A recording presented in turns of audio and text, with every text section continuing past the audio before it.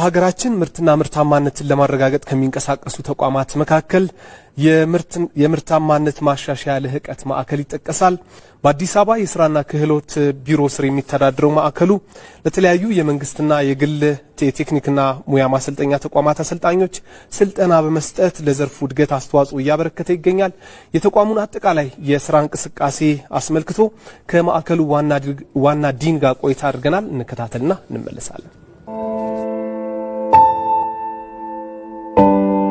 ስሜ አድማሱ በቀለ እባላለሁኝ። የምርታማነት ማሻሻያና የልቀት ማዕከል ዋና ዲን። ማዕከላችን በ1962 ዓ.ም ነው የተመሰረተው። በዋናነት ሲመሰረት የሀገሪቱ ላይ ኢንዱስትሪን ለማስፋፋት እቅድ ሲያዝ በተለያዩ ዘርፍ የሚሰማሩ ኢንዱስትሪዎች የማምረት ተግዳሮቶች ሲገጥማቸው በማሽነሪ በኩል በሰው ኃይል በኩል የሚገጥማቸውን ችግር ለማገዝና ለመፍታት በሚል ነው የተቋቋመው። ከተቋቋመበት ጊዜ ጀምሮ በተለያዩ አካላት ስር ሲተዳደር ነው የቆየው። በ2012 ዓ.ም ላይ በአዲስ አበባ የቴክኒክና ሙያ ወይም ደግሞ የስራና ክህሎት ቢሮ ስር ሆኖ እየሰራ ነው የሚገኘው። አሁን ላይ በአዲስ አበባ ቴክኒክና ሙያ ወይም ደግሞ በስራና ክህሎት ቢሮ ስር ዳይሬክት ገቨርን የሚደረጉ 14 የቴክኒክና ሙያ ኮሌጆች አሉ። እነሱን ማብቃት ላይ ይሰራል። 8ቱ ኮሌጆች ናቸው። 6ቱ ፖሊቴክኒክ ኮሌጆች ናቸው። ያው እስከ ደረጃ 5 የሚሰጡ ናቸው 6ቱ። 8ቱ ደግሞ እስከ ደረጃ 4 የሚሰጡ ናቸው። አዲስ አበባ ተግባረድ ፖሊቴክኒክ ኮሌጅ አለ። ጄኔራል ዊንጌት ፖሊቴክኒክ ኮሌጅ አለ። ምስራቅ ፖሊቴክኒክ ኮሌጅ፣ ንፋስ ስልክ ፖሊቴክኒክ ኮሌጅ፣ ተፈሪ መኮንን ፖሊቴክኒክ ኮሌጅ፣ ልደታ ማኒፋክቸሪንግ ኮሌጅ። እነዚህ ሁሉ ዳይሬክት የአቅም ግንባታ ስልጠና ለአሰልጣኞቻቸው ለአመራሮቻቸው የሚያገኙ የምንሰጣቸው ኮሌጆች ናቸው። እነዚህ ተቋማት ወደ 3200 የሚጠጉ አሰልጣኞች ነበሩ። 78 የሚጠጉ ደግሞ አመራሮች አሉ። አመራሮች ስለ ቀጥታ ዲኖችና ምክትል ዲኖችን ማለት ነው። በእኛ ስልጠና የወሰዱ ግን በዚህ አመት ላይ ስንወስድ ሪፎርም ነበር በቴክኒክና ሙያ ተቋምና በዚህ በሪፎርም የተቀነሱ አሰልጣኞች አሉ ወደ ሌላ ሴክተር ሺፍት ያደረጉና ከዚህ በመነሳት እስከ 2500 ለሚደርሱ አሰልጣኞች ዳይሬክት ስልጠና ሰጥተናል ማለት ነው። ማንኛውም የቴክኒክና ሙያ ኮሌጅ አሰልጣኝ ያለበትን ጋፕ የግልን ጨምሮ በመለየት እንዲሁም ፍላጎት ከነሱም ሲመጣ ጭምር ስልጠና እንሰጣለን። አዳዲስ አሰልጣኞችን ወይም መምህራንን ሲቀጥሩ የመጀመሪያው ትሬኒንግ ሜቶዶሎጂ ነው። እንዴት ስልጠናውን ዴሊቨር ማድረግ ይችላሉ የሚለውን አሰልጣኞቻቸው መሰልጠን አለባቸው። ያንንም ስልጠና እንሰጣለን።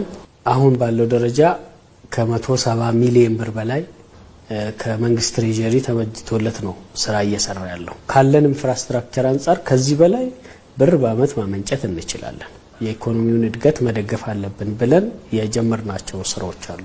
ከነዚህ መካከል አንዱ የቢዝነስ ኢንተርፕራይዝ ዊንግ አቋቁመናል።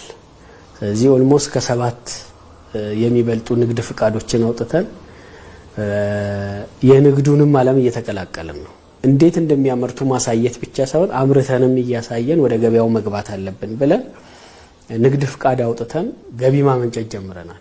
ለዚህም በ2017 በጀት ዓመት የመጨረሻውን ግብር በቢዝነስ ኢንተርፕራይዙ በኩል ግብር ገብረን የቢዝነስ ፕራክቲስ አድርገን አልፈናል ማለት ነው።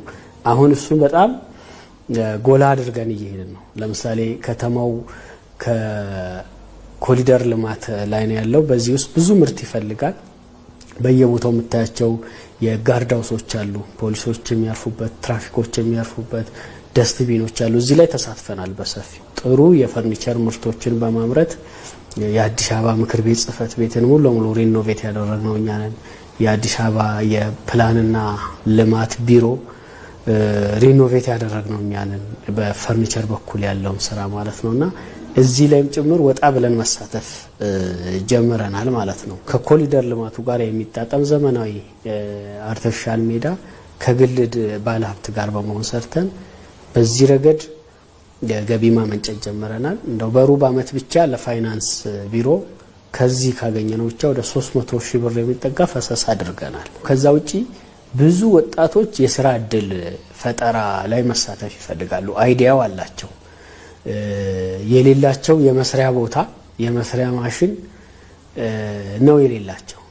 ይህንን አዲስ ባህል አምጥተን የኢንኩቤሽን ፕሮግራም የሚባል ሰፊ ፕሮግራም እናከናውናለን።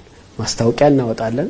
ሀሳብ ያላችሁ መስሪያ ቦታና ማሽን እንዲሁም የሙያ ድጋፍ ብቻ የቸገራችሁ ካላችሁ ኑ እኛ ጋር አብረን እንስራ የሚል በዚህ ዓመት ለምሳሌ ወደ 18 የሚደርሱ ሀሳብ ያላቸውን አወዳድረን 9ኙ ከኛ ጋር እንዲሰሩ ለነዚህ ምንድነው የምናመቻችላቸው? ቦታ ግቢ ውስጥ ምንም ሳይከፍሉን ማሽነሪ ትላልቅ ማሽነሪዎችን ይጠቀማሉ። የባለሙያ ድጋፍ ያገኛሉ።